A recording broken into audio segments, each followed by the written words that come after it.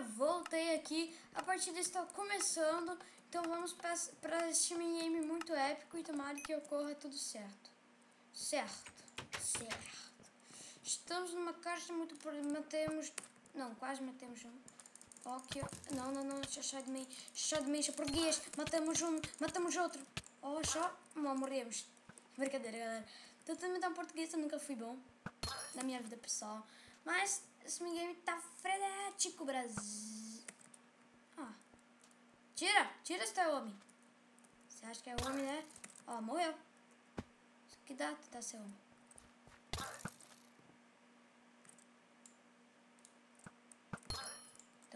Toma. Morri. Galera, mas tá bem legal. Essa partida eu tô gostando até dela. A gente tá morrendo bastante vezes, mas tá pro gasto, porque ainda é um minigame bem legal, galera. Eu ainda gosto muito. E não é por causa que eu morri alguma... Ah, matei, boa. Vai! Um coração, galera. Se o cara me dá um hit com um arco, eu tô morto. Tô falido, galera. Tô totalmente morto, ó. Esse daí, ó, me matou. Não tem razão. Ó, eu disse, galera, não tem como o cara sobreviver. Só tem minhas 2 vidas. O que vai acontecer? Sim, galera, kill it. Ó, aí eu erro a flecha, eles vão tirar a treta aqui, ó, veio por trás. Ó, eu mato esse daqui, ó, primeiro lugar. Ó, aí vai ter aquele ali, ó.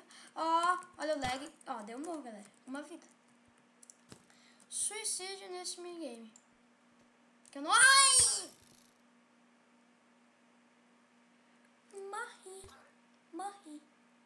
Morri, galera.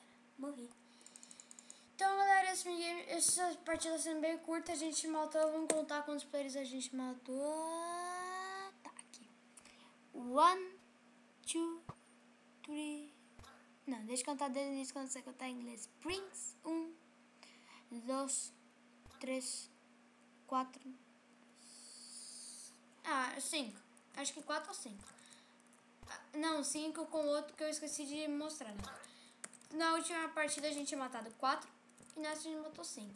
Até que o preço tá razoável.